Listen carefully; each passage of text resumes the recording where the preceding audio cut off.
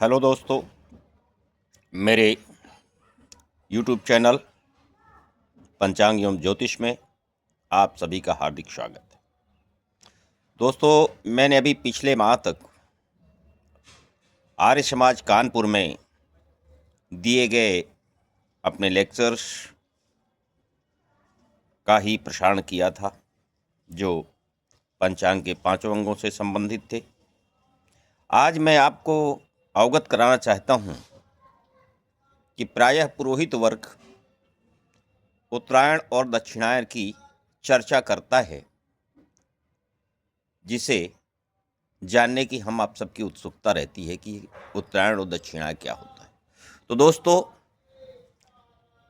अयन का अर्थ होता है चलना। जब सूर्य अपने भ्रमण मार्ग अर्थात क्रांति वृत्त पर दक्षिण दिशा की ओर गमन करता है तो दक्षिणायन, और जब उत्तर की ओर गमन करने पर उत्तरायण कहलाता है।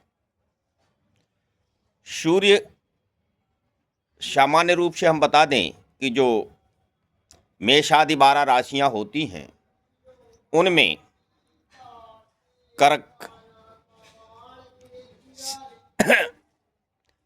कर्कादि 6 राशियों में गमन दक्षिणायन होता है।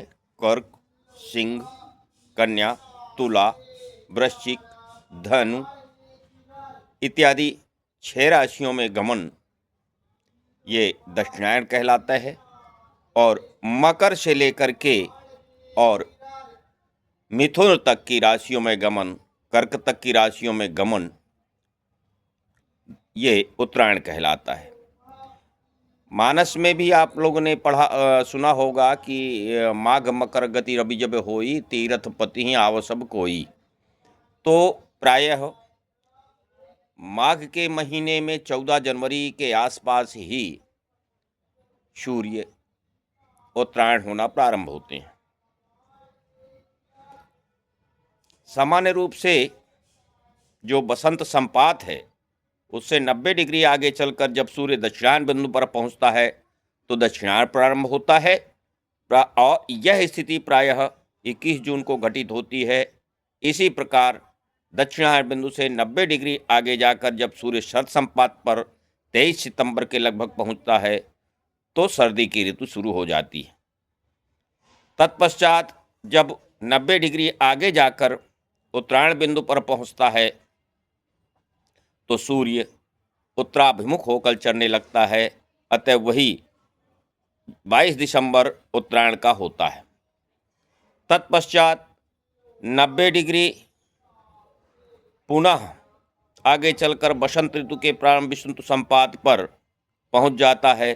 यह संपूर्ण क्रांति वृत्त की परिक्रमा 90 डिग्री इंटू 4 बराबर 360 डिग्री या 12 राशियों की होती है।